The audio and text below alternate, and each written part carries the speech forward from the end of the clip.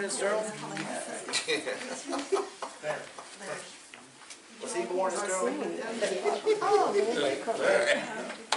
Larry, he was so mean, we didn't play him. How did you hear about this? He was mean. Wonderful. It's their first lecture, so. Sorry, People know. is that in your eyes? Hi, Jackie. Good to see you. That's all right, you can still see. You can already flash a few pictures up there as we go. Wonderful. And it'll just rotate every 42 seconds, just not in any particular order.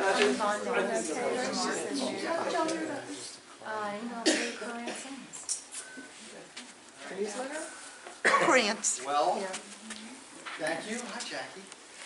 Thank you for everybody for coming. This is our first of 3 lectures that the Sterling Foundation, Sterling Historical Heritage and Preservation Committee is putting on. We're a little surprised we got such a turnout. This is great. Thank you for coming. We have 3 fine gentlemen here who have lots of great stories to tell us, I'm sure. And our fine moderator, Mr. Mark Gunderman, will be asking some questions, getting some nice conversational banter going on, keeping us very open and lively. And at the end, perchance there are questions that you guys would like to ask. We'll leave a little time for that. That's really it. So take it away, Mark. Thank you, sir. Excuse me. Oh, Excuse me. pardon me. We want this to be casual, Yes. comfortable. So if anyone would like cookies and coffee, they have it back here. Would anyone like a cup of coffee? I can make you one right now. We are here to serve. But have fun with this. This is our first lecture with the Sterling Historical and Heritage Preservation Committee. So thank you for coming out. And our next one will be in February on the African American history in the area. I just found out earlier today that if you know Countryside, 2 large farms, 200 acres each, were actually run by free slaves. Did not know that. Fascinating. And then we will have a lecture in April. Yes. And that will be authors of a book on the WOND. They are phenomenal. They had a standing room only crowd in Fairfax City. So please bring your friends. We will alert you to that. And we'll pass around something a little bit later on for you to sign in so you can get our notices. So thanks for coming. Also on that third one is a gentleman who will be presenting on the Old Vessel's Gap Road. Yes, WOND, Vessel's Gap. All yours, Mark. 6:30, you're right on schedule. Before we start, I thought it'd be a great idea to document 13, now 14 people actually are attending this event, Todd, for the record, okay? And you never know, we may get more, which is a little more than I thought. So Elena, we have 14 people. We should make a record of that. Before we start, I hope the audience doesn't mind, but I'd like to go around the room and just, if you want to give your names and how long you've been living in Sterling and where you live in Sterling, give us an idea of who our audience is tonight. Would you like to start? Sure. I'm Mark Knowles. I've been in Sterling since 1990, and we live over in the Forest Ridge subdivision. I'm his wife Yvonne, same stats. I'm Ed, been living here about 2 years. She brought me along, thought it'd be interesting. I'm Lois, I lived in Sterling and my mom's in section 3 in the same house we moved into in 1968. Whoa. 68. She's still there and I live in Spring Grove Farm. We've seen a lot of changes. I'm Barry Croson. I've been here since 1956. Wow. Croson, I know that name. Croson grocery store. Yes. Wow. So you see quite a big change. And did you originally have your store in the old part of Sterling on Ruritan? 1947. I know. My dad built the store in 1947. When did you move to the larger building? That's now Chris Books. Weren't you there? He built that. My Okay. dad built that in 1940. We moved in 1947. Okay. I'm Libby Braun. I grew up in Sterling. From the beginning? Okay.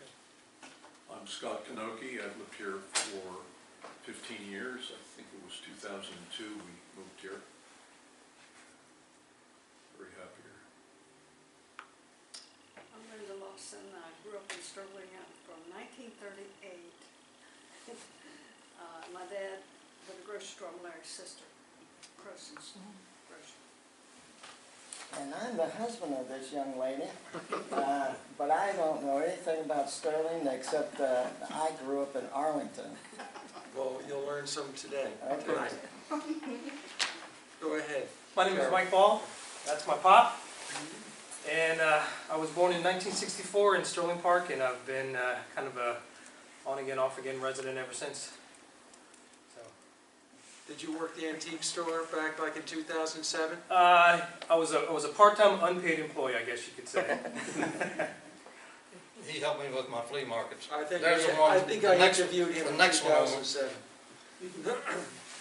So, I think we kind of missed the road, but anyways, I'm Kevin Ball, his brother, his son, and I was in the antique shop there. That was you. For many years, and Okay. actually had one of my own, Jim Gallihue's property there on Virgin Circle. So, my family's been in Sterling for a long time. My name's Carol Case, and I've been here over 40 years. Did you not hear that? And I was a patron of his shop, so been here a while. I'm Bill Ewing. We don't live here at all. We have a Mona's Lebanese Cafe in the old house that was owned by Betty and Bucky Joffroy before that, and going back to near the Civil War. And I'm Jackie Anderson. We bought that house together. We're very interested in the history of old Sterling and trying to save what's left. And you're involved in Save Old Sterling SOS. My name's Mark Gunderman. I moved here from Reston in 1993 and retiring on December 29th. So I'll be moving on to another phase of my life. So why don't we get going then? I know you. Yeah. I know Jim. Butch Smith, I do not know, but I think it would be great if you guys just briefly talk about yourselves, starting with you. Just, Well, I was born in Sterling in January 1938, about 9 months before Linda. And my mother came to Sterling in 1937 to teach in the two-room schoolhouse. And she met my father, who lived across the street. She roomed in what is now Gallihue's house. And my father lived in what is now the pest control house. So I was born, after they married in 37, I was born in 38. And I remember a little bit of living with my father, because in the early 40s, and he decided to go to Norfolk and work in the shipyards during the war, and he decided he'd rather stay down there. So my mother and father divorced when I was very young, and she had to quit teaching school then so she could support us, and then I ended up living with her some and my grandparents, who lived 2 doors from the old schoolhouse. They practically raised me from the time I was a couple of years old until the middle of the 3rd grade, when I decided to. what years did you actually live and cruise around Ruritan Circle? What were the years that you were there? Well, I was here the first 18 years of my life. And of course, Ruritan Circle is we used for everything. I mean, that's where we walked up the road to go to school. That's where we fought each other in the middle of the road and played ball, because the two-room schoolhouse, you had to play ball across. You had to be in the outfield had to be in the churchyard, because there wasn't enough room, and to have a baseball game and at the school. So you were there. You were there in the 40s and 50s. Yeah, I went to 1st grade and when I was 6 years old, so that'd be 44, and then 47. The last year they had the school. I went to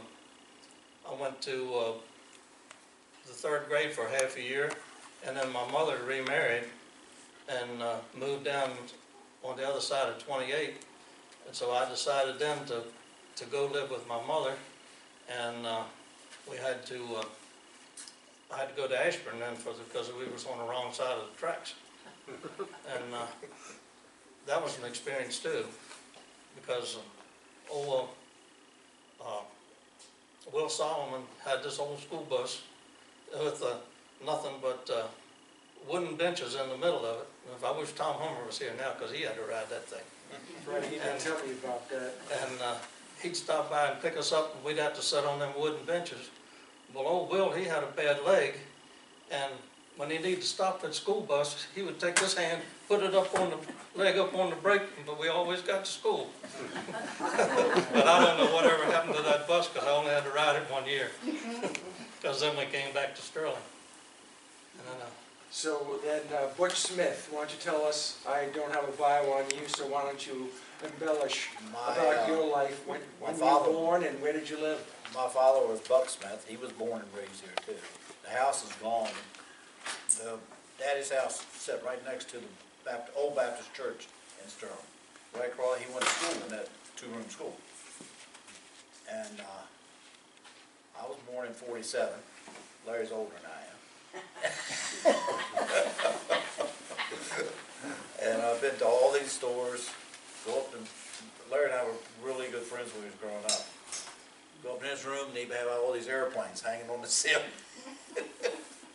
So the stores that were on the Route 10 Circle, Railroad Avenue, you want to talk about some of the stores because most of them are gone? Yeah, well, both of them. There's only 2. There's Croson's and Kaler's. We used to catch a bus. So George Kaler. Yeah. And everybody just called him Kaler. well, but Hubert Page had it when I was there. That Kaler worked for him. Page had it until, what, 1953, and then Kaler bought it in 54. He took it over, yeah. So that's when how far back you remember. Daddy built our first house right there where Sterling Lawnmower Repair is now. Right. And then he built the house where the scuba shop is in 58, 59. And that's where they lived till their early 70s. When did the house get demolished? What? Oh, the house that you... I can't tell you the truth, I can't remember. My first job was cleaning, if I was 12, 13 years old, I used to clean the Methodist church. $7 every Saturday. Well, it was good money. They burned Buck's house down in early 2000s, 2 or 3. I watched him build it when he came back out of the war in the 40s. I watched that house being built. Then I stood up on the school ground and watched them burn it down. So I've seen the life of that house in my time. So Jim, you're like the youngest. You were born in 1957. That's and correct. You were born here in Sterling? No, I was born in Rome, Italy, where my dad was stationed.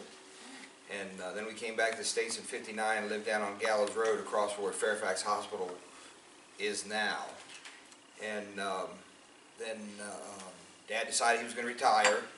And one of his friends, Kathy Lee Gifford's father, Leon Epstein, had a job working with the Washington Post over in Bowie, Maryland.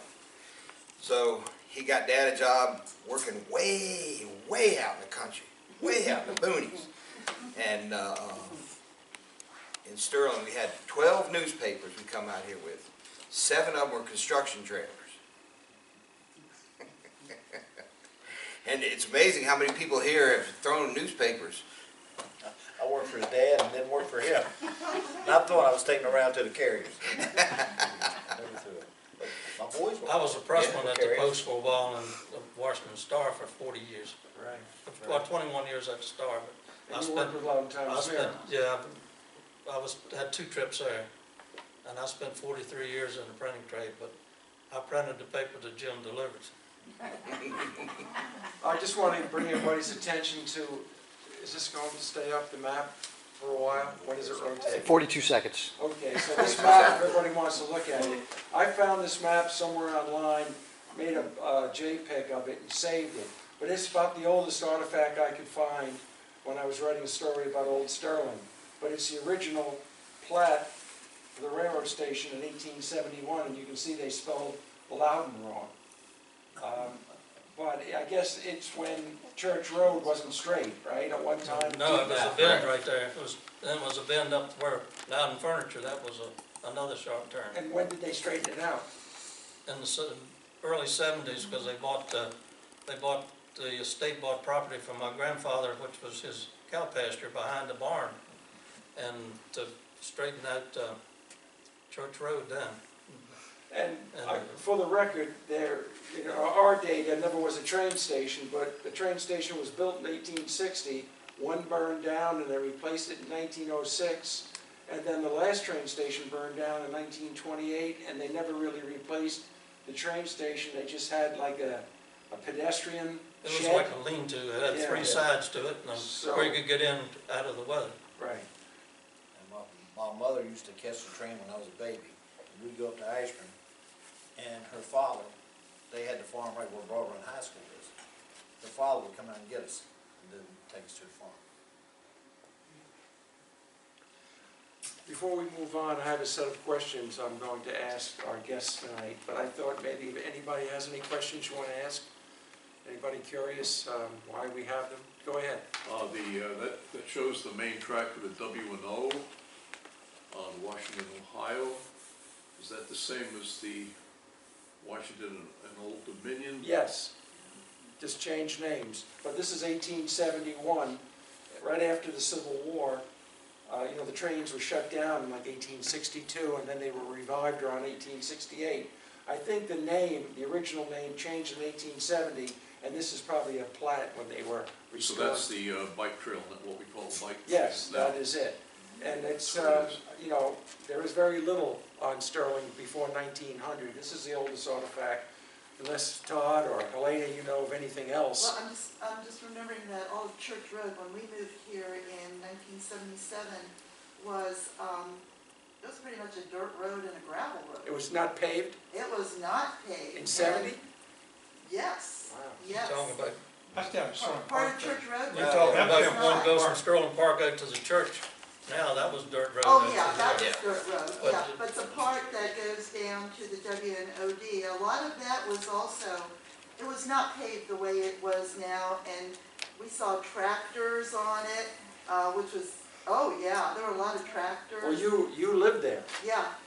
Yeah, I live right by the railroad. I mean, that's been a blacktop road through there forever. I mean, Now, I've been told it was only called Ruritan Circle in 1989. Yeah. What was the name before that?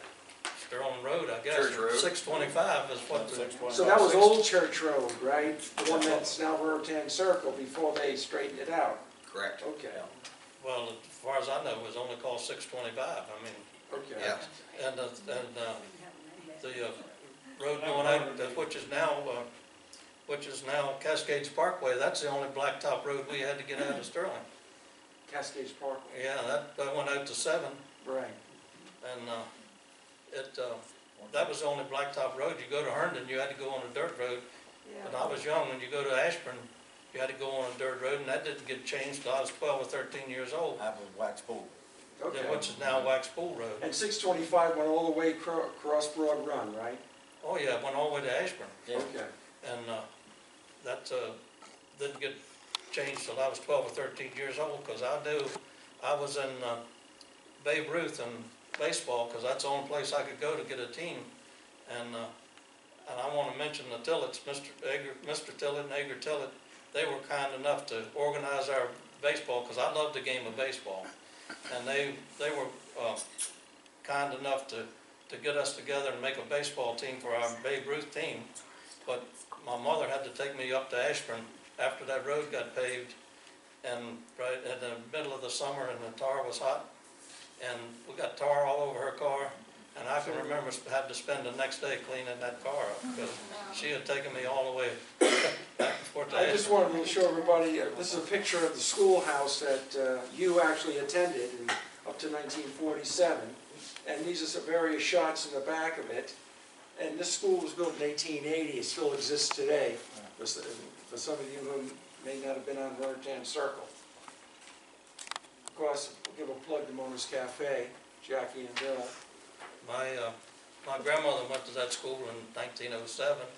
My father went to that school. My aunt went to that school. Their father went to that school. And for some reason, their father and my father didn't get along for years. They, I don't know, they picked on each other or something. I tell you probably why they did. I don't know. My dad, one day, they had an archives there at that school.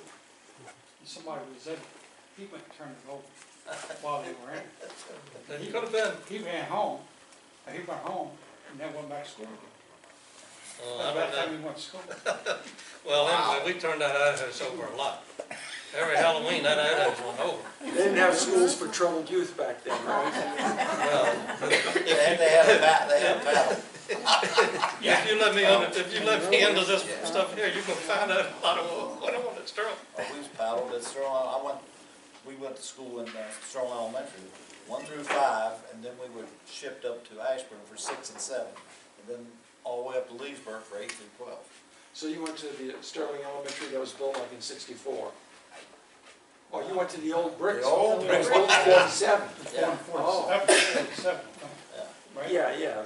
The brick one was built in '47, and then the one down the road was '64, I believe, 200 Church Road. That, the teacher that taught me, I was there in 47 till I went to 4th grade, the first year the school was open. My teacher for the 4th and 5th grade was Miss Orson, and she had taught my father in the 2-room schoolhouse. So she'd been around a while. And then we went to, I went through the 7th grade there. I wasn't the smartest one in the class, but I was smart enough to sit behind the smartest one. Before we move on, does anybody else have any questions? When Go ahead. we moved here in '68, I went to school 8th grade in Leesburg, Loudoun County High School, because there wasn't a school. And they were beginning to build Broad Run High School, which is where I graduated from. Broad Run was built in '69. So, 68. 68, it opened in 60? In '68, they shipped us to Leesburg until that school got built. At one time. I probably delivered your mail. I was a mailman down here for 32 years too. You were? Yep. What areas? From here over the countryside to Cascades, all over the place. I started at the post office that was next to Sterling Elementary. Then we moved over here to this one over here in '76. And then I moved over to the one in Cascades in late '80s. So when did you start? Oh, and post office '72. 72.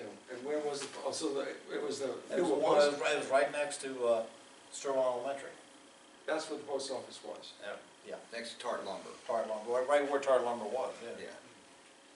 All right. And then Before that. When did it leave there? '76. In '76 it went over to where it is today? Yeah. Okay. Because I remember it was at Bicentennial.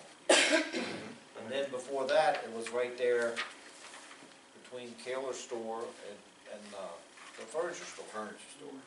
Yeah. Everybody, no on the street delivery, everybody, my dad and his father had the same box 11. That was it. You go in there. My aunt was the postmaster, my aunt, great aunt. And I said, give us our mail, Aunt Mildred. She could give us our mail, leave granddad's in there. There's a little story on that lady, Mildred Tidwell at the post office. She you don't mail postcards to your family unless she knew what was on them before they got to the family. And Linda had a bigger brother that was in the army or something, and he would put these obnoxious things on his postcard so that Mildred would get to read these things before it got looked. He spoke to her on the postcard. Yeah. So we always set her, he set her up. I was told a story, I never got into that. But we used to set her up, or he did, with postcards so she could get all this information that wasn't true before it got to her. Now, what is that a picture of that? Is that the Sterling Motel? That's the Sterling Motel. Wow. And where was that? Sterling Motel on Route 7. Depending on which way you came, which name it was. Oh. If you came from Tyson's Corner, it was Sturtell. If you come from Leesburg, it was Mo Ling. So that's where the Chevrolet and Saturn place is now, right? All that, And that's before my where time. was the Meadows Farms? Was it Meadows The Farms? Right on the corner. Right on the corner. When did they knock The this original hotel down? Meadows Farms was in Sterling. When the Grahams left. Right after the Grahams sold it and left. I don't know it. It was after So let 75. me ask you a question, while I have all of you here. And maybe anybody in the audience can answer the question. So on Route 10 Circle and Railroad Avenue, you had George Kaler's, and he stayed there to 72, and then it became Sterling Moore. So he was there from like 54 to 72. Then there was the Southern States. How long was that around? Did that go way back? That goes way back, yeah. Way back. What's way back? Well, I remember as a kid that we would play in the older mill. There was another mill that was like 4 or 5 stories, and we would play in that. They quit using that car called Hubert Page. Built in the Southern States. That built those buildings now, some Somewhere people around think that was the old 1950. railroad station, but I think I have records that show it was built in 54. that's what I said, somewhere around 1950. And then he made it Southern States, and he put a mill on it? Yeah, and that mill was a bone to the community. Every time he ground feed, all that dust would come out of there and the community didn't care too much for that, but And then where did Croson's fit in? Croson's was always in the 1947 white building, that's Crest Books. You were never anywhere else? So you started in 47. So where did George Kaler fit in? He was like a convenience store to your grocery store? And he just did sort of like 7-Eleven-ish stuff? Yeah. I know they said he sold the coldest beer. Yeah, you had beer, and of course you had the Busy Bee around the old Sterling School. Oh, yeah, I forgot that. we had 2 beer joints and 2 stores. 2 grocery stores. Mom wouldn't let Dad sell beer. No, he didn't. Wait, she wasn't better. She told him, says, the day beer comes in this building, I will leave. And of course, we had the Sterling School right beside us. Right. So he never even tried for a license, because of Mom. One other thing, speaking of Kaler's store, my dad worked in Kaler's store as a young boy. That's where he first What started. years are you talking I about? don't, it was way before I was born. He was just a kid, he worked there. Was that up at Groom's? Yeah, he lived at Was that up where Groom's? Groom's, yeah. Granddaddy worked there too. I think it was Groom, right? Grooms, so Grooms goes back to the 30s, doesn't it? He was born in 1915, so. All right, well, that covers it then. Yeah. Because Kaler took over in 54, before Kaler had George Kaler's convenience store, or whatever he called it, Sterling Market, Page had a store there. Yeah. And we have a picture of it that we just showed. It was really a building that goes back to 1880, and it was Thompson Saddlery, and then it was a, Anchor's blacksmith shop next to it. yeah. And then they put a front on to combine the 2 buildings and make it look like one, but if we have a satellite, in fact, you have a satellite photo showing that it's just a front, that the buildings are really separate. They're not combined in the back of that store. I remember when they were separate, yeah. You do? Yeah, I remember when he had the blacksmith shop there, the Anchors, when he had, I don't know whether it was working or not, but the shop was still there. Right, because I In hear. the late, in the early 40s. Right, right. That's the old mill behind that car. That's a Buchanan house, Larry. That's the Well, mill? Buchanan's house is on the left. And that's just the pedestrian train station, right? That But little lean-to? That, right behind that telephone pole was the old mill was there. Right, Butch? Yeah, up the railroad tracks, yeah, where Heflin's and them live. Yeah. Yeah. Well, I've got a set of questions That's here. my brother. All right. That's Chuck, I think. Where? I'm Mickey Kaler. That's Chuck right there. He was a bad boy for me. Mickey Kaler. That's What year is this? Let's try to remember. Hey, That's Jack Jennings, Mickey Kaler, Billy Wren, who's that to stand behind Vicky Keeler? That's Hugh Ball right there. Yeah. There's Jimmy Smith behind him. Yeah, Jimmy's there. Let me point you, I Where don't are see you? Where are Where you? you are. That was. See what's happened over the years. Right here. Oh, You haven't oh. What changed position today. did you play, you? Played outfielder on the bench. Jack Jennings is what the. Which one did you like Little League better? field is named for up there in Sterling. Better people I've ever done. Well, Jack Jennings. I played so much softball downtown, and then when I moved back to Sterling Park in '65, then that's when I joined the Loudoun League with Mickey and Jimmy, and I was in my 30s, and them old boys were younger than me. So I had a good time. I played some, but I watched a lot. You know, Butch and I, we were on the first Little League team Yeah. in Sterling. Yeah. Remember who we were? Pirates? Yankees. Yankees, that Yankees. I still have my uniform. No. Does it fit? No.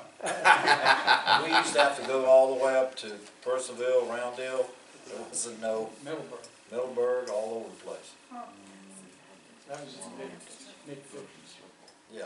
Now, I have a question for you. The Sterling Ruritans, they started in the old Sterling Elementary School in 1951, the brick school. But then they bought it was really a bar and grill on Railroad Avenue, which is down the end of Railroad Avenue. And that's where Sterling Ruritans are Oh, today. that's Hookie's Beer Joint. That was a, Bowman. yeah, Bowman's. Bowman. And they bought that in '56 and renovated it. Yeah. So what was that, a restaurant for the It local was a area? restaurant, but it was really a beer joint, but they sold food there. And that I think it road, was did like- that road continue?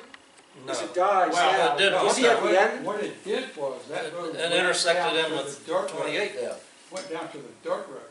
Yeah, At 28. 187. So you could pass through. It got passed through traffic, because I'm thinking it's a kind of a dead end now. It was rough getting through that, you could get through that. After you left In the beer fact, joint, a few of our neighbors had a little too much to drink, and had a big bad accident on that intersection one night. Well, I'm going to go ahead. We have some questions here that Todd and I put together, and I thought it might stimulate some of the conversation. Here's a great shot. Now, I'm not sure, does anybody remember what year this was? This was maybe like 1915, you? Did you give us that picture? Yes, that's, 1920? yeah, that's, I'm not sure now, may have it written down at home, but I know some of the people in there, and Butch's father might be in there. not 1950. No, not that old. This might be later, I was This might just be guessing. later. A lot of girls. Yes. But The school held as many as 40 students. that's a picture my grandmother had. That second one in is Roger Alder. He's the one who run the Busy Bee. Yeah. And he's the one who sold us all our cigarettes and everything we wanted when we were kids. You and I collaborated on writing an article about that Sterling schoolhouse built in 1880, and you were telling me about the two rooms, and why don't you tell the audience what the two rooms were used, and maybe reminisce a little bit about that schoolhouse and how it worked. Yeah, I can do that. It was two rooms that had a smaller room in the front, but I don't know, you got a picture here somewhere of it. And then it had a cloakroom in the middle, and then it had the 4th, 5th, 6th, and 7th grades in the back, but a little stage area. And in my car tonight, I brought one of the pieces of the stage with me, but I didn't think I wanted to bring it in here because, you know, I didn't. But they had one teacher would take care of the 1st, 2nd, and 3rd grade, and they had a stove in there that they would. When I was in there, Billy and Jimmy Lawson would come early and build a fire so we could have a fire in it, and then they had a 5-gallon crock they took over next door to Roy Fox's house and filled it up with water, and they had little paper cups for us to drink out of.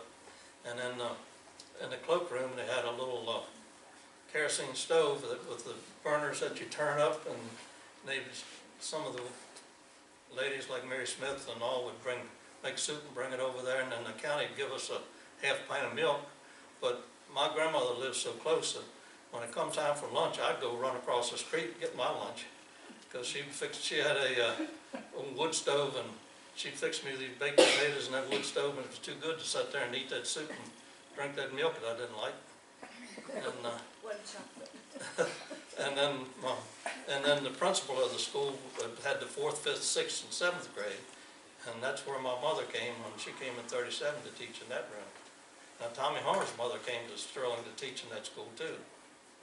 And of course, he's not here, and I wish he was here tonight for some of his talk, but it, when I had and then, well, a lot of people didn't make it through the 7th grade or because they had to work or something. And all the kids was in my 1st grade class. I guess it was 20 some of us. There's only 2 of us that graduated high school together. That was me and Norman Creel. And the rest of them either quit or moved or something. And Bobby Fox started with us. He was living next door, and he started with me in the 1st grade. And we ended up with Bobby, Norman, and I ended up being friends, and we was in each other's weddings and run around together, you know, and all our lives. But both of them are gone now. So. All right, let me ask some questions. I'll ask each one of you, and you can just give brief answers, and we can move through so everybody can learn a little bit more about you. I had a question here, what Sterling schools did you attend? And you went to the original Sterling Elementary, then on to middle school? I went to two-room schoolhouse for 2.5 years. Then I went to Ashburn for a half a year. And then that's when I was living with my mother on the other side of 28. And then when they remodeled my mother's house and moved back in, we were right across the road from the brand new 2-room or 4-room schoolhouse that they put up right there. In Ashburn? No, in Sterling. Oh, in Sterling Elementary. In Then Sterling, yeah. Where'd you go to high school? And then I had to go to the 8th grade at Ashburn. And then when I got out of the 8th grade, I went to Leesburg High School for 2 years. Loudoun County High School? Yeah. No, Leesburg High On School. North Street? Yes. Yeah, wherever it is. I don't remember that. That's the old school built in Yeah, the that's, 1920s. I went there for my 9th and 10th grade, and then for 1955 I went to the Loudoun County High School That's for when they built it. my last 2 years of school. Okay. How about you, Butch? Where did you start and I where did you end? started right there, that school right next to Crowson store. Sterling Elementary, went there for 1 through 5. Then they shipped us up to Ashburn for the 6th and 7th. And then Was that Ashburn Elementary? What'd they call it? Ashburn Elementary, Okay. that's all. We didn't have middle school. No middle schools. And then we went up to Loudoun County. Loudoun County for 8th through 12. And in Okay. '63 is when they built Valley. Yes. And matter of fact, I was in the first class that was integrated in Loudoun County. That was around 66, right? 65, no, we was 65 when I graduated. We had 2 African Americans in our class. It was the South down there, believe me. It was. Yeah, I'm familiar with the history. Jim, where did you start and end? Well, I started right next to the Crozens school, at the Crozens What grocery year was store. that? That was in 1963. I went there for half a year, and then on Christmas break, when we came back, we went to the brand new school. That was built in 64. I think it started in 64. Yep, brand new school. And that was brand new. That was a new Brand kind of new. school. Yeah. And then we went through that to 5th grade, and then we went back in the 6th and 7th grade, back over to the place. Leroy Davis was our principal at the time, and he would send me over and give me a couple dollars and run over and get some smokes for him and run back. And then in 1969, went to Broad Run, 8th, 9th, 10th, 11th, and 12th. So Broad Run started when? In your best 69? Yeah. Okay. And just for the record, then Park View was built in 76. So you had 4 high schools by 1976. And it stayed that way in Loudoun County, believe it or not. Just 4 high schools to Potomac Falls in 1998. So 22 years before the 5th high school. Now we have like 16 high schools. I called, when they built Broad Run, that caused a big fight in my family. My aunt wanted Broad Run built up there in Ashburn. My mother wanted it built down there in Sterling. And they got a little nasty. So, you know, they won though. It was a big deal. They put it out in the cornfield. Cornfield High. Cornfield High. Right. And I remember playing basketball in 1992 at Broad Run, and there were cornfields all around, driving in from Sterling, going on Wax Pool Road. I played in the league out at Broad Run High There's School on nothing Sundays. out there. And Nothing. you could Nothing see the out high there, was school there? from far away. And then when I went back many, many years later, I couldn't find the high school. Like I said, that was my grandmother's farm. That's where Mama was born. She was born and married in the same room in the house. So, And for those of you that are new here, I can remember when Church and 28 and Wax Pool was a stop sign. yeah. And they said, we have to put a street light here because it was too dangerous. They needed a traffic light. There were so many accidents. 28, when 28 hit 7, traffic used to back up a mile or more before they put a light in there for them. So it was a 2-lane road. Yeah. Well, while I'm thinking about it, Butch's father and I were born in the same house. Is that That's Jack right. in the Box? Oh, yeah. Yep, Jack in the Box. Yep. I remember that. So you and Butch were born in the same No, house? Butch's father and I were born. Oh, His grandparents lived in the house, and they sold it to my great-grandmother, and my great-grandmother sold it to my mother and father. But when his grandparents lived there, his father Buck was born in that house. Then I was born in there several years later. Okay. So Jim, I'll start with you on this next question, since you're kind of the youngest. Shopping. By the time you grew up, was all the shopping in Sterling, or did you go to Herndon? Or did you get everything you needed in Sterling? Did you have to go to Herndon or anywhere else to shop? Most of the time we'd go over to Herndon, to Nachman's. Nachman's, yeah. And this was the routine. Summer would come, we'd go down to Waltz and get hair cut as tight as you can. You'd get a set of Converse sneakers and 2 pair of shorts and 2 t-shirts, and that had to last you for the summer. And what year was that, are you talking? Oh, this was all through the 60s? Yeah, through the 60s. Who was the barber again? Pardon? The barber that cut your hair? Walt. Walt. Walt Booth down there behind. That was down there on 7. Down on 7 behind Spalding Sports Spot. Sports bar. Okay, yeah. Yeah. Rick Spalding. Okay. And what Yeah, road, what remember road in the did back, you take? they How cut did you aside. get to Herndon? How did you drive there? Uh, Or bike? What roads were there to get There you was into Herndon? one road. yeah, there was only one road, right? But, you know, we would take our bikes and kind of go back behind, you know, because everything ended at the Shell station. Okay, that's where Sterling Park ended. Okay, so we take our bicycles and ride all the way back into Herndon that way. Shaw Road went all the way through. Yeah, Shaw Road. No, all the way I through was Colorado told Road. Shaw was the back road to Herndon. Yeah, Right. but then you did 606. 606, Okay. Then to go into Herndon that way. which had some That's pretty why wild we always bends. went to Herndon over Shaw. Right. That was our main drag. Of course, we used to walk to Herndon on the railroad track. Oh, yeah. Lord, yes. Yourself, Butch, same. What did you do? You were Oh, older. when they So wanted could to go to the department store, we had to go all the way down to Clarendon. Hex, what was the other one? Cans, Sears. There's a shoe store that down there. and too, shoe Sears. stores down there, there's another And department. where was store. that? Sears. Down Clarendon, down seven, Parkington. They call past it 7 Grove. Parkington. Huh? Parkington. Yeah.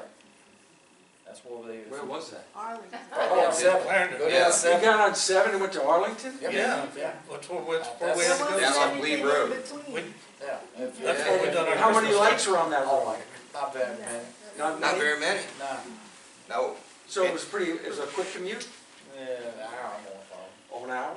And if you wanted to go out and get fast food, we'd always go down to Dixie Pig down in McLean. Dixie Yeah. Pig. Dixie Pig. Make a note of that Woodard's, later. Woody's, yeah. Woodard's and local. Yeah. Well, you have to go all the way down there if you want something fancy, or you What go did you backwards. get? Hamburgers? Huh? Barbecue. Barbecue? Barbecue, yeah. Oh, yeah, I guess Yeah. so. Well, we used to go down to, Falls Church, go down to, they had Tops. Tops, right? Raise you went in there. Yeah. it's on the right side going in. Yep. And if you went further, you could go to Marriott, Hot Shops. Hot shops, Hot shops. right. Then they put a hot shops in Little Tyson's Corner. Tavern. Yeah, the little tavern. Taverns. Yeah, whenever we'd go down to see my grandmother, we always stopped down there. She lived off of Glebe Road. I guess the Jack in the Box was the first one that came out here, didn't it? I think so. When did it go away? I can't remember, to tell you the truth. I thought that was in the service area. When did the Hardys come to Herndon? That was later, though. That was later. That was later. CVS used to be People's. People's, yeah. Right. They had a soda fountain. Yeah. You go in there. I worked there And one year. get one good summer. French fries. Had really good French fries. And that's the ice cream sundaes back there. Yeah. Chocolate Coke. Yeah. Chocolate Coke. So let me go back to your teen years. I'll start with you, and give me the years that you were a teenager. What did you do for fun? Were you Boy Scouts, 4-H? Well, Were you smoking cigarettes? she's closing her ears, but I'll give it to you anyway.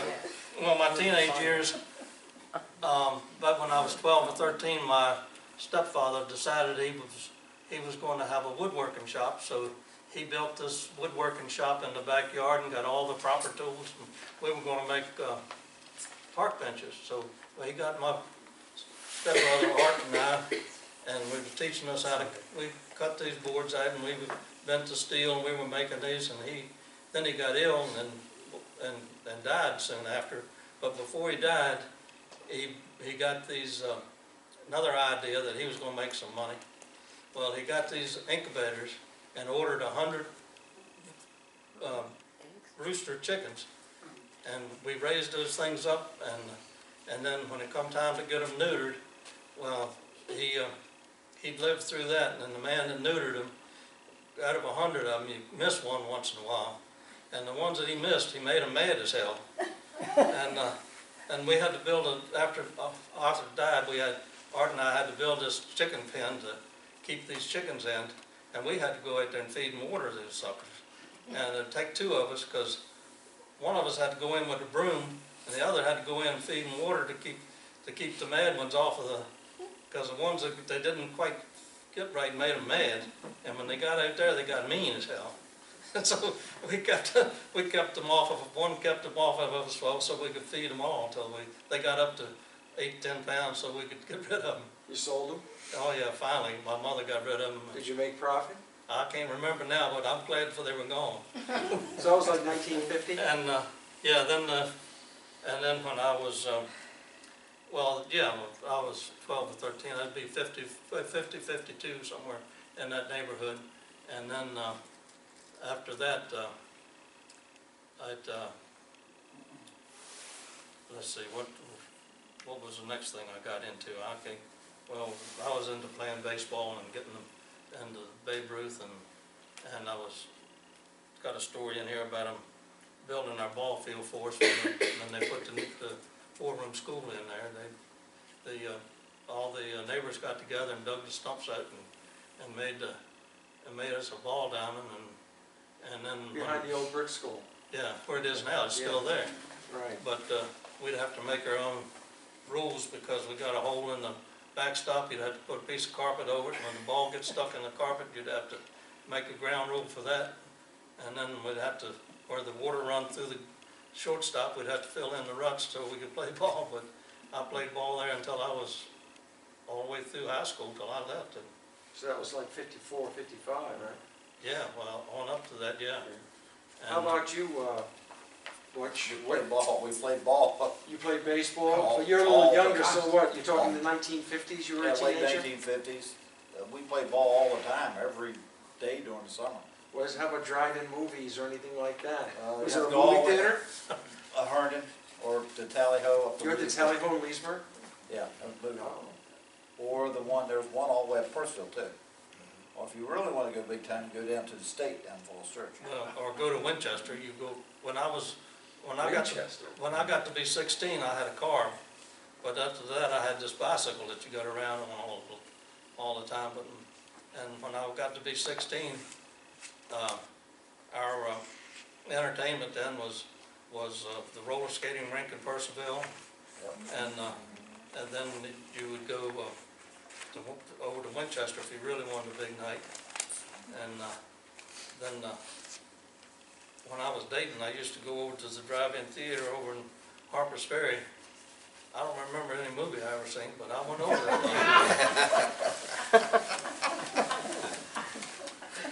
Jim? 70s, I graduated high school. I graduated from Broad Run in 75. So, you know, we're always just kind of hanging out. But Friday night was turkey shoot night down at the Rootin' Tootin' Club. Yeah. Where was that? The Rootin' Club. Well, that's right. That was, turkey shooting was the fundraiser for that. Oh, In the 70s, that was a big fundraiser, they told me. Big time. Before that, they had turkey shoots in the building behind my mother's house that my stepfather had made a woodworking shop out of it. When he passed, my mother sold all the equipment, and that was an open building, 30 feet by 35 feet. And Ruritans cut a window in the back, and that's where they started their turkey shoots, because everybody come over and park at the grocery store and walk across and down in behind the house and have their turkey shoots down there for the Ruritan Club. Well, they make big money off those turkey shoots. Oh, Yeah, and that it was a major big time. fundraiser in the 60s and the 70s before Big they got time. into Daddy bingo. Daddy and, was the judge. Yeah. And they'd have to get those calipers out, boy. It was for real. It was for So they real. just shot the turkeys through the window? I don't No, know. I guess. Targets. Targets. That's Oh, targets. okay. And targets. I had And no whoever idea got what you're one of talking the pieces of about. the shot closest to the crosshair Okay. So you won that round, won that So why is turkey. it called turkey shoot? And You win a turkey. You win a turkey. in the early years, they were live turkeys. But basically what would happen is you go inside and you pay for your round. Yeah. And then you go and you take your gun and you stick it out the window and they put a round in it and you aim it at Route 28 That's right. and let it go. There we go. And somebody be out there, have to change the targets. Change the target. And then while they were changing the targets, everybody went out in the parking lot. That's there. Had a little nip, come back in. And while you were at the turkey shoot, I was at the barn at the dances. The barn at the dances over at Gallihuh Who ran that Methodist church? Church. That wasn't JC's. What was it? No. It wasn't. I don't know. KC, Knights of Columbus? No, it was No. before that. Before that? Yeah. I don't know who once did that. Yeah. Lions Club? What barn? In Barn right there Sterling on Yeah. Church Road. Oh, it was just called a community center. Park. Yeah. It's now what? Elks? Elks Lodge. Right. Because at one time, that barn and Sterling Ruritan were the two big centers, community centers. Venues to rent. And I was told that Sterling Ruritan, that's where people voted. I voted in the barn You when did? I was in the park Yeah, I voted in the barn too. for Charlie Waddell. Yeah. So Jim, you were in high school in the 70s, so did Sterling have a downtown by then? Did you have a movie theater? Did you have to go to Herndon Well, there was a movie theater. There was a movie theater there. on Sterling Boulevard? Right. They turned into laser tag later. Yeah. Right. Yeah. I never did go in it for that, but that was kind of a big thing. But honest to goodness, there was field parties everywhere. I mean, you'd go way out in the sticks and somebody get a keg of beer and you'd wind out. The field parties were everywhere around here. Because there wasn't any police officers. There might have been, what, two? Well, Dad was a special deputy. He was a special deputy, and My then father was a special deputy. and then What Coleman years are you over talking there. about? Early 60s. Right, because I was Even told in late the 60s. 50s there were no police here, and that the community in Sterling Ruritan's petitioned for police because you had none, nobody came here. We had one state trooper that you didn't want to mess with the Oh, whole time I yeah. was growing up. Smith. Trooper Roy Smith. Roy Smith, And he yeah. kept everybody in line. Yes, sir. I mean, that one trooper run this part of the county. He was for And he real. knew every kid, and he knew if you were speeding, he knew it before you got home. But he was a state trooper. Yeah, but it doesn't matter. He was on you. Yeah, Yeah, but he didn't do anything with Butterball. No, that was, yeah, not Butterball, but, yeah. Bulldog Ball was he was a distant cousin.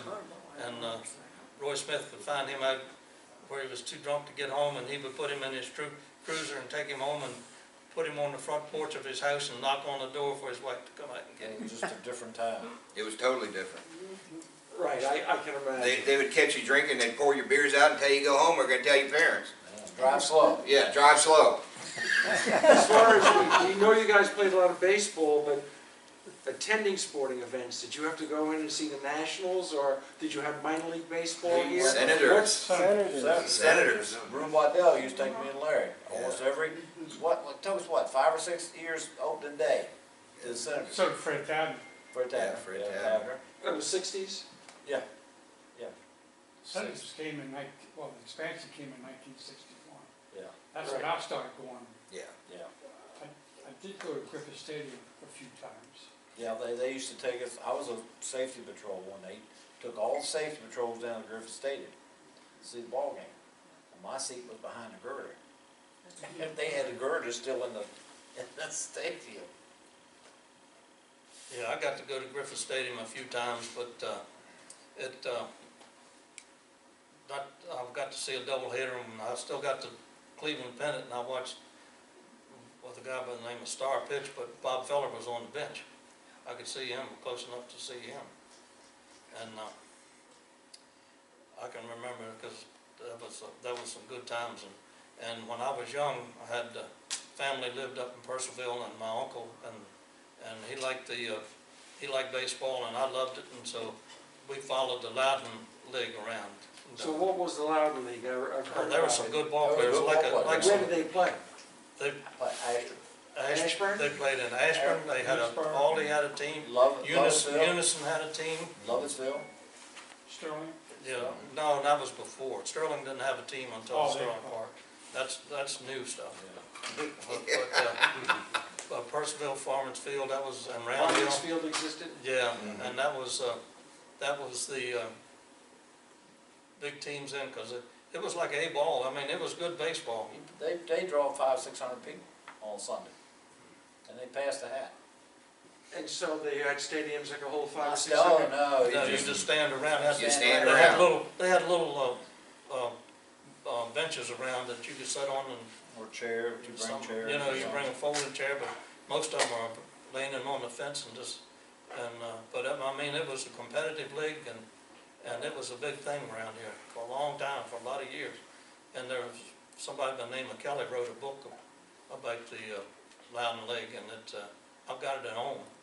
What was the age range of the players? From teenagers to up in the 30s, and some of them 40s, up to the 40s, yeah. Were they paid? No, Oh, no, okay. no, it was. It was good ball, baseball. It was. I played in that league for 2.5 years, and till I was in Purcellville and tried to run over the third baseman, got all broke up, and Butch's dad was there that night, and I think he's the one who took me home, or took me to the hospital. I ended up in the hospital. Let me ask you a question about Sterling Boulevard. When Sterling Park was built, they wanted to use Route 28, and somehow it was negotiated they needed to build a brand new road. When did Sterling Boulevard get built? Do you remember? Yeah, it had to be in the 62 when the. So there was nothing there. There was no road there. It wasn't a dirt road. Dirt road. No, that was a new road that they built through there. Yeah. There was no dirt road because the Church Road went out to Dranesville Road from where you turn left to go up to Cascades, where you go straight through Sterling Park now. That was a dirt road, went through all those farms, and you had a Dranesville Road where it ran into, and then they had Difficult Run was over there, and we could ford Difficult Run, and when in the summertime we wanted to wash our car, we'd run it in Difficult Run, get out and wash our car, and that Just park right there. Right, yeah. and then come on home. And we did the same thing Broad Run. You could ford Broad Run down there on the way to Ashburn, and we'd put our cars in there and wash them. So you would drive across, you could drive through across there. Broad Run rather than use the bridge? Sure. Oh, way up there. Way down. And talking about that. What's way down? Well, it's just up past where Redskin Park is now. There was a road that went back in there that you could ford Broad Run and come back around the other way. Okay. And that's where we. Road come out where the post offices. Yeah, we're Cockrell Board. Cockrell's, it was Cockrell farms over boys. there. And, I won't shoot my There was goals. places, we didn't go over there too much, but They were- places over there you could, They you were could swim, something it was pretty deep, but people could, they drowned in there once in a while, so we couldn't go over there much as kids. So you had Broad Run, you had Goose Creek. Obviously Goose Creek is more famous, but I've read that many people fish in Broad Run. Well, we used Broad Run as our entertainment. We played from 625, which is now Waxpool Road. We'd play off of that bridge, and we would, summertime we'd swim, then we'd ice skate. In the winter, we'd hunt, fish, and camp, and we'd play from the,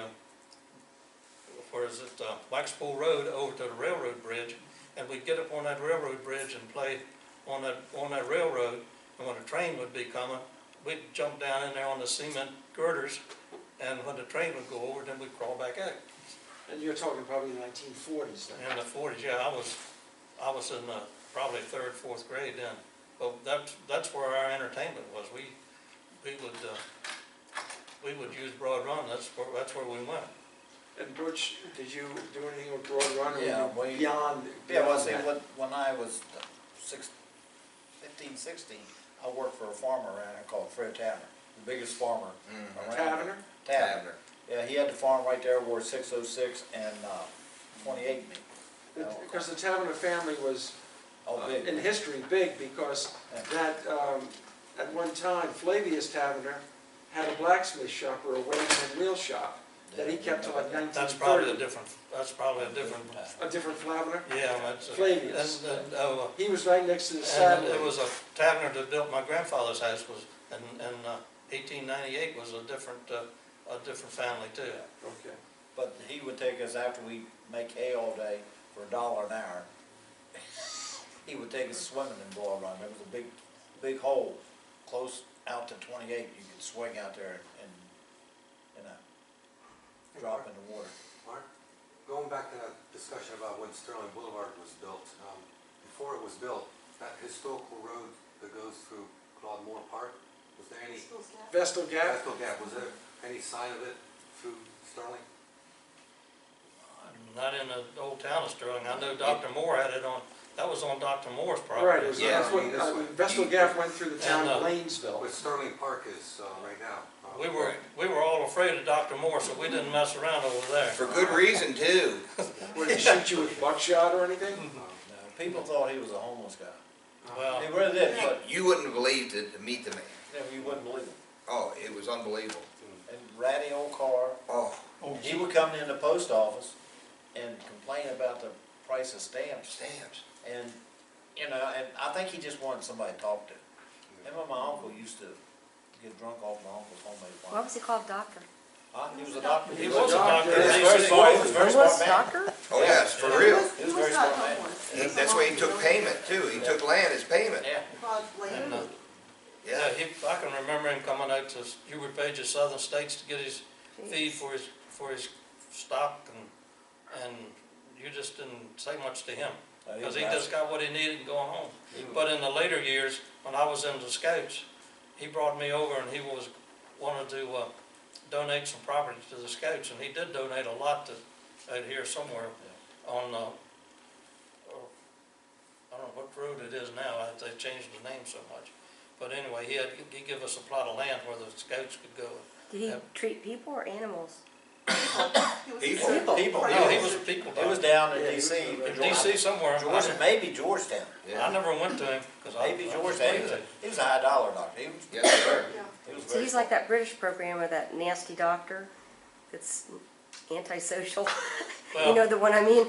He gave, I guess everybody here, most everybody here knows Doc this. Martin. Most everybody here knows this story, but he gave his farm to the Humane Society down in Tyson's or National Wildlife. National Wildlife. Okay, well he gave his farm to them, and he outlived them because they wanted to sell it to the developer to make to build houses on it, and he went to court and took it back and gave it to the county. How about that pond that's over there in the park? there's a pond over there, I know some That people was used to made fish by, there. that was made when they, So that's man-made? That's right there on the Man-made, golf course, Right near the golf Sterling course. Park, Yes. we used to ice skate on that. Yes. Oh, So It you used were to freeze free to over. walk through there at that time? Yeah, Is that the one they behind- don't let you now, but. Yeah. No, It wasn't a fence there. There wasn't a There wasn't no fence fence. there. Bring out those tires and light them on fire. In the sixties, we could go there and ice skate. Is this the Yeah. pond over by Claude Moore or the pond Yes. over in the golf course? On the Golf golf course. course right On the on. golf What about course. the pond that's over there behind You Claude didn't Moore? go on Dr. You Moore's didn't go property. over there. You didn't go over there. We don't know what was over there. Right, Yeah, I've seen that pond from the park, and I Yes. just saw it's a good-sized pond. And There's it's two got- of them. Yeah, it's Yeah, good. Well- it has like a boat landing. and I There's, saw it. there's another pond behind Peace Plantation that was a nice pond. Sweetwater's. And we could sneak back in there and we could go swimming and fishing and stuff, but she didn't like for us to be back there. I guess she's afraid somebody's gonna drown or something. But Right. that was a good place. Water was pretty clean, and we spent a lot of time back in there. And she didn't know it. That was where they took stray dogs and everything, and she finally, what was her, Briggs. Briggs. Briggs, yeah. Briggs. So it was like an animal shelter? Yep. Before And, we were animal and then they shelters? moved it up to off Route 9. And, Yeah, up in, near Waterford, Water, I guess. yeah. well, and when it come feeding time, around 5 o'clock every night, you could hear those dogs all over Sterling, because when they walk in there to feed them dogs started barking, and I mean, you know, we live right there by the railroad, which is, what, a half a mile from them. And them dogs raised cane, and they went in there to feed them. Now, the railroad ran until 1968, but in the end, passenger trains were discontinued like in 1951 or 52. Yeah. Do you have any recollections of the trains growing up? Did they run through Sterling, or were they I pretty do. much gone? Well, my grandmother didn't drive, and that's the way we'd get on that train and go to, What years now are you talking? well, I guess I was 5 or 6 years old. So the 40s? In the early 40s, yeah. And I had a great uncle that worked for Cans in the boys department. He ran that, so that's where my grandmother would take me down. We would go Christmas shopping, buy our clothes, and Christmas we'd go look at all the decorations they had in all the stores on F Street. And I remember at I call this man an organ grinder, but he was a man with but he just sat on this little cart and he didn't have any legs, and he had this something that made music that I remember, and he had this monkey, and he had his tin cups sitting there for people to give him donations.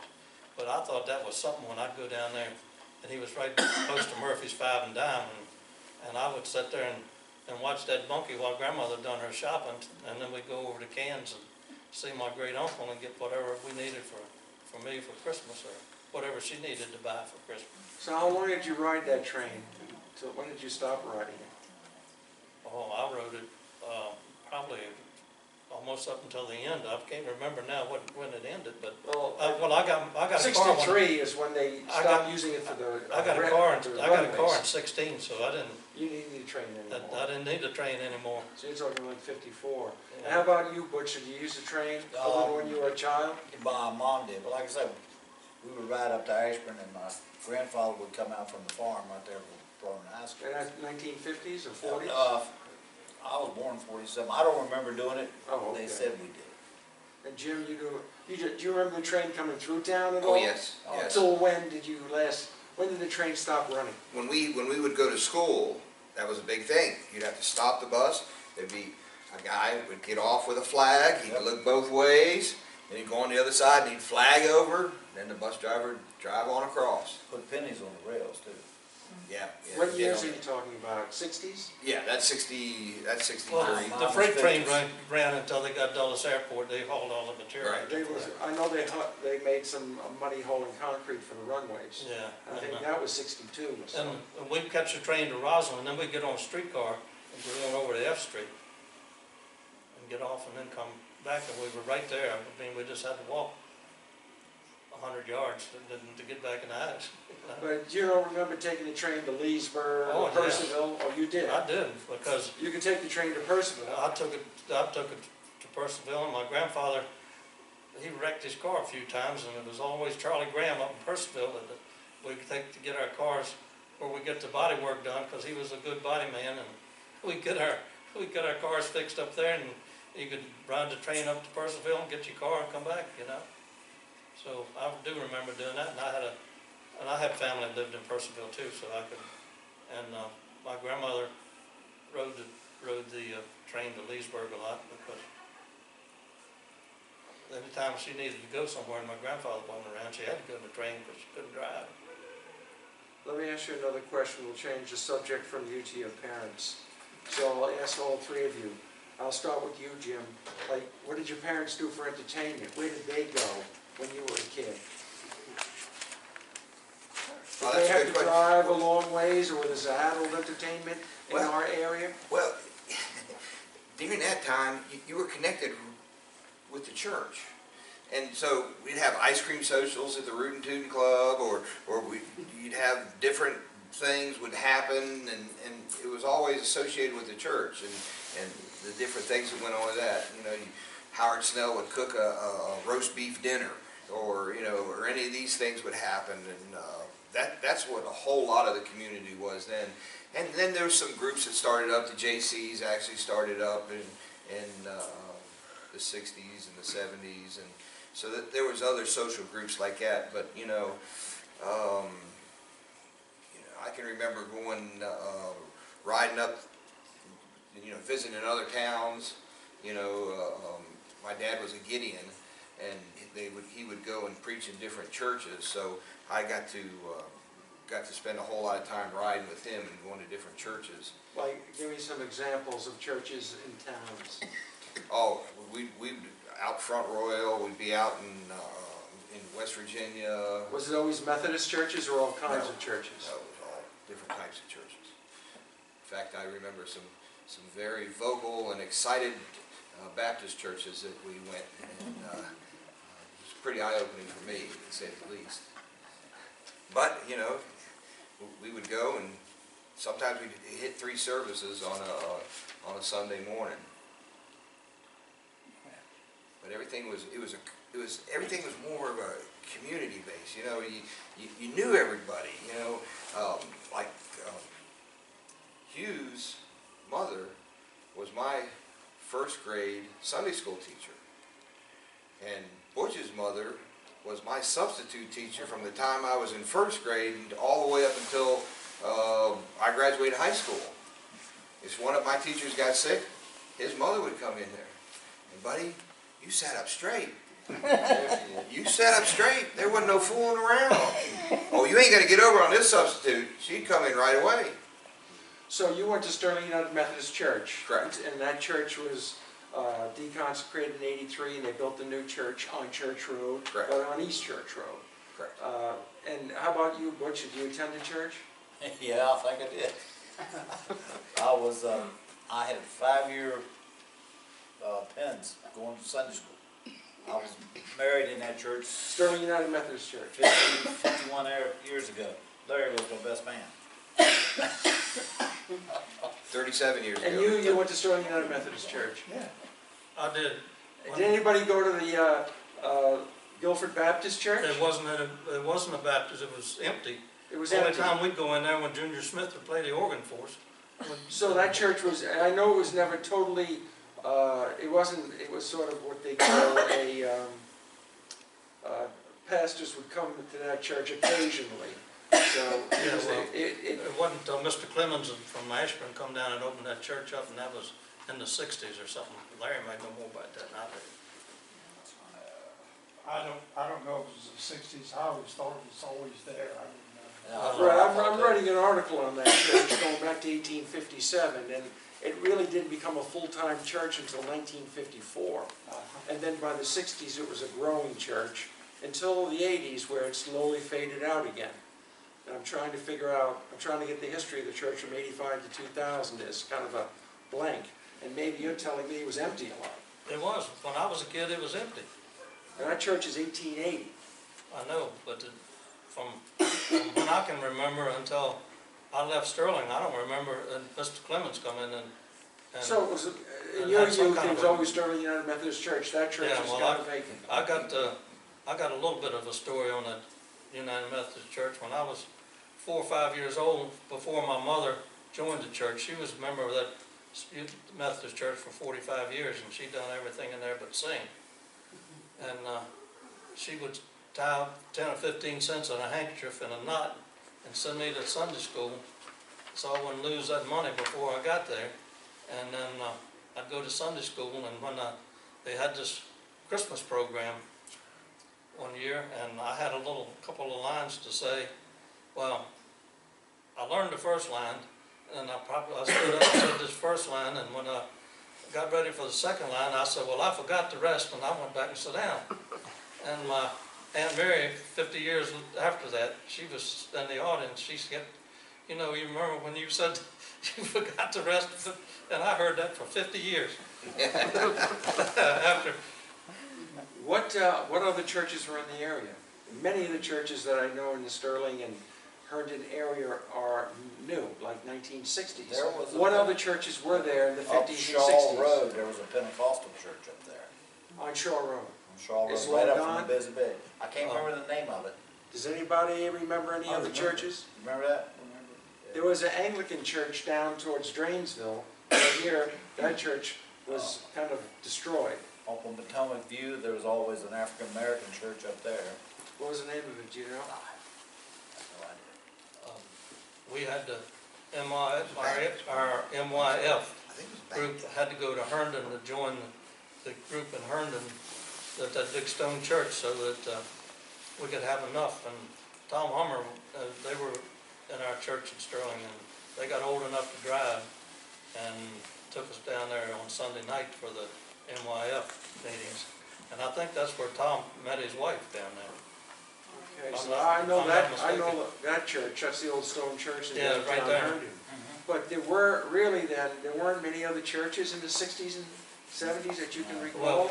Because Sterling, Raritan, I went over their history, and they did everything with the United Methodist Church. Oh, yeah. Well, the minister in Sterling had 3 churches to take care of it. He took care of the one at Sterling, he took care of the one at Drainsville, and then there's Browntown or whatever, it was on down 7, they had another small congregation down there, and he would work those 3 churches. Oh, I know what they call them, circuit churches. So, yeah. United Methodist Church, it didn't become United, it was just Sterling Methodist Church. United, they got the name maybe in the 60s. But before that, it was a circuit church. Early 60s. That shared, it shared with other churches. I didn't know what they were. So you're saying was pastor. He did that. Who? Leonard Hazelwood. Hazelwood, yeah, he was one of our favorite guys around. He was. Mark, there was a church over where Potomac Run Shopping Center is now. They sold the land. I don't know whether it was Riverside Presbyterian. They have come years later. That's a new church. That was all woods there. Yeah. And they sold that land, but I don't know which church was there. Yeah, up there by the Martin Bulls. I know the Catholic Church, Christ the Redeemer was Sterling Catholic, and that started in 1970. All right, before that, the only other Catholic churches were St. John the Apostle in Leesburg and St. Francis in Percival. Right. Those were the 3 Catholic churches, but I can't. There was a church over where Potomac Run was. It was all woods, and there was a church there. And then how about the church by Belmont Plantation? That's Episcopal. That's the old St. David's or whatever. Was that always around? Huh? Was that church always around, St. David's? That's historic. Okay. No, yeah, that's historic. That's pretty old. So that's over on Belmont. Was that your Then you jurisdiction? have Baptist Church up to Ashburn and Methodist Church in Ryan. You had Calvary Baptist by the train station. That's where I was baptized at. They had an indoor pool. And I asked I think it was Hazelwood maybe, if I could go up there and be fully submerged, baptized. He said, sure, we'll go up there and do it. So I went up there and was baptized. What was that at? Huh? Where? That's by the Calvary Calvary Baptist. It's the bike path, but Calvary Baptist is 1879. And then next to it is a very old church, Ashburn Presbyterian, so you must have remembered that. Oh, well, that was the one in Ashburn that they made a school at. When Ashburn School burned down, they had to go to a temporary school in that building. Right, because the original part of that church is 1870s, 1879 or so. Well, they had an outhouse in there too, but that's the only thing that church had. But there's a story there too, but I don't know. My stepbrother was holding a cat in the outhouse, and somehow that cat slipped out of his hand and went down in one of them holes. And Tom Homer had to get him by the ankles and put him down in there to get that cat out. So I was hoping he would be here tonight to tell that story. You know, the funny thing about it, I can see them doing that too. Yeah, I did put in a request for Tom Homer, but he did not respond. I was hoping he'd be here for that, but I still have you said entertainment for back in when we were young. Right. What did your parents do? That's a question I had. My mother liked to dance, and I was 14, 15 years old, not old enough to drive. And every other Saturday night we'd go to Call and Run to the dance, and they'd have at the mill? No, at the dance hall right there. Really? Yeah, and like a community center with a dance hall. And L. Ray Hurst, the lady had a nice band, and they played played some good dance music, and had chairs all around the side, and all the communities, everybody would get together and have a dance every other Saturday night. And the other entertainment we had, in our house we had a television, and what year was that? B-47. You had a TV in 47? Yeah. Wow. And we had a 12-inch Muntz television, and all the kids in the neighborhood, nobody else had a TV, and they'd all come in there in the afternoon, every afternoon, and by 20 of us, and lay on the living room floor and watch Howdy Doody in Frontier Theater. And I'm sure Linda and Larry were over there a lot before they got their television, but I think we had about the second of television, and ours was 12-inch, so everybody could see it. Junior Smith had a 7-inch one, and nobody could see that. Butch, you have a TV?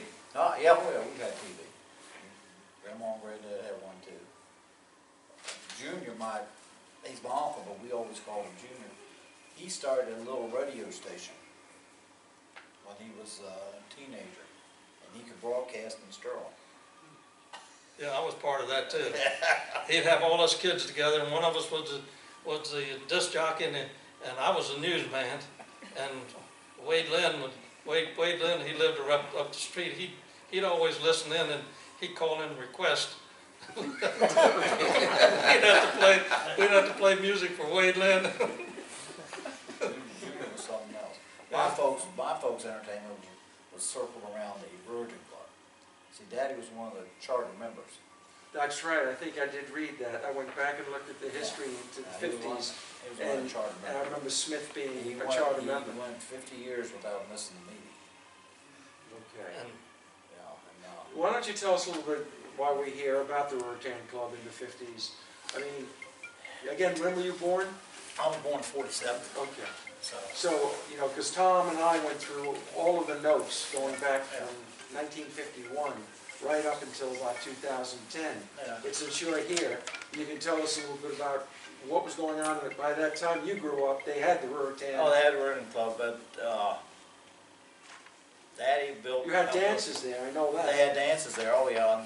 Mom and Daddy rented it. For years and years, they were the ones that rented it out. And what'd you rent it for? Weddings? Weddings, showers, dinners. Your wedding? Wow. My grandparents had their 50th wedding anniversary. Well, all our folks did too. My grandparents had their 50th anniversary up there. They used to have a meeting once a month, and they would have a dinner. Mom and the rest of the wives would sit out in the kitchen, feed them, and then they'd have their meeting. But it was one of the few clubs around here at the time. They didn't have the other clubs here yet. Right, in the right. 50s. I mean, from the history, They I had went over all the meeting minutes, and they did everything there. They had They fed the scholarships. poor, they helped the homeless, They they went to hospitals and helped the sick, you gave teddy bears to kids who were in car accidents. I mean, it seemed like Sterling Ruritans were doing everything. Oh, they Scholarships? They have scholarships too. They sponsored this baseball team. Right. It was the Sterling Ruritans. They started doing that around 62 or something like that. Well, that was after that, because I moved back in Sterling Park in 65, so that was after that. And then I think they helped build Memorial Park, where we have the Memorial Day ceremonies. Yep. Oh, yeah. That was like 1960s. They were instrumental in that one. Yeah. They were, and then, you know, then other groups started coming in, and it sort of went downhill for a little bit. And they're not very, I don't know if they're that active now or not. They're really struggling. They're Are aging out. Their Yeah. population's aging out. Yeah. Right. They have the people. They have only a few young people.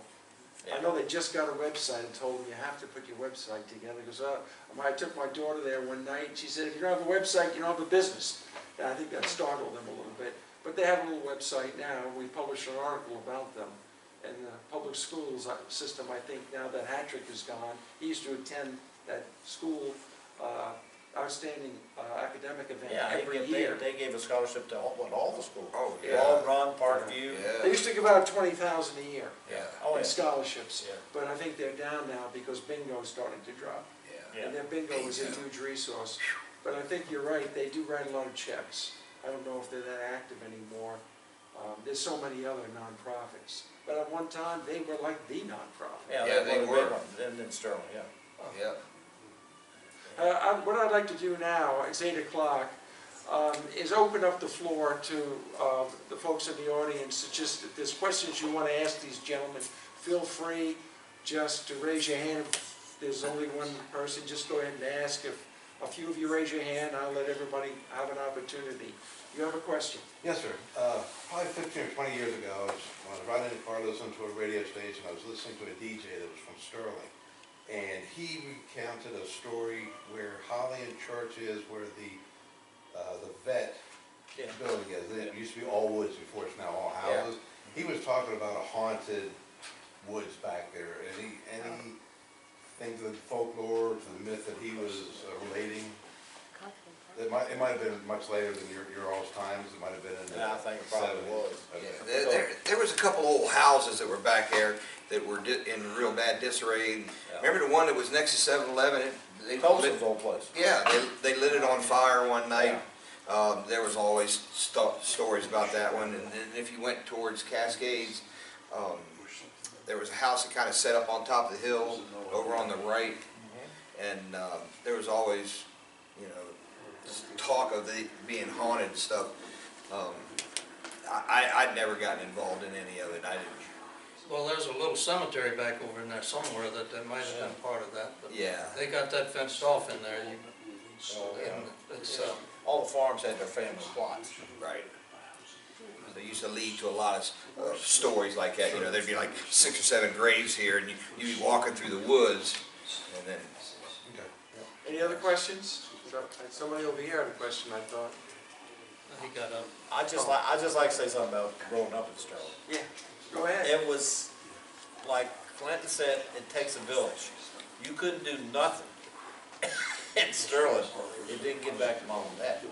I went to the grocery store one day and bought a pack of Cools, and I was 11, 12, 13 years old, I think for a quarter or 20 cents. And who they for? They for mom. No, they weren't. And I bought it anyway. Mrs. Croson called mom and told her. I got it. I got it when I got home. Where are my cigarettes? That's true. That did. I mean, you couldn't do nothing. What kind of punishment did your parents give you? What kind of punishment did you incur? Spare the right spoiled child. Oh yeah, we'd have to go get our own switch. Yes, sir. Did that many a day. Yep. Don't you get that Willa switch? Yeah. They got more snap to it. No wooden spoon? Willa. Oh yeah, Mama did. Fly swatter. Fly swatter. Yeah. That's just the way we were raised. Turned out pretty good, I think, Jim. We're still here. We're still here. Not a lot of rain. How did you celebrate Christmas and Easter, the holidays? How did you celebrate Christmas, Easter, the holidays? What did you do? It was big community. It was always a big, they had the Christmas party down the Root and Tootin' Club. Yeah. And, it always revolved around the church. Yeah. And for years, when we were still, the church was still in Old Sterling, we'd have a live nativity scene. Boy, it got cold. Yeah. Somebody's coming, stay still. Stand still, right. Yeah, oh yeah. Always. Always. Always. Always, we had a little verse we had to learn. Hated that. I did too. I never could learn it. Just tell them you forgot to rest and sit down. But it was great growing up in North Sterling. It was a fun time. But when Sterling Park came here, I remember the first year Sterling Park was in here, at Halloween, a bunch of us were going up Church Road to go trick or treat, because we didn't have that many houses in Sterling to go to. The security guard wouldn't let us in. He said, boys, turn around, walk back down the hall. It wasn't a gated community. No, it was not, but there was a security guard there, wouldn't let us in. You remember his name? Huh? No. Claude Campbell. No, we were Yeah, so Claude mad. Campbell. We were so mad. Yeah, him, and then it was Bill Swick. I remember Bill Swick. Yeah.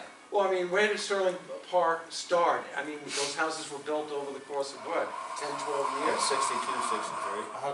But they were Started in built in six- 69, 70? Oh, yeah. 60, Different well, they built sections. right on up, yeah. So where did they start? Where were the first houses? Right there on Church Road, Church in Road, section yeah, 1. Section 1. The That first, was- Where the 7-Eleven is, Yeah, right 7-Eleven. in that area. That's where the first houses That's were? section 1. Over by Guilford Elementary is section 2. Across the street is section 3. And then So Guilford Elementary was section 2? yeah. I moved in Section 2 in 1965. Back from, I was gone for 5 years. I lived in Sterling 58, 59, and then 60 to 65 I was in Falls Church, and I moved back to Sterling Park, and I stayed in from 65 to 97. So the security guard was on Church Road? Yeah. And that was part of the new Sterling? the very new, yeah. See, I can't remember exactly when it was, but Pat Richardson, when she was with the Board of Supervisors, she did a lot of going back and tracing records and stuff like this, and they decided that they were going to determine who was first into Sterling Park by the actual hookups to the sewer when they requested them. And we were the 12th. Probably the Brockies were right there, right? Well, no, it was the same day. There was two families, the Stones and the Brookses, were the first ones to apply for sewer hookups. And when was their garbage disposal? Because I was told for a long time you took your garbage to a dump, but when did garbage trucks come?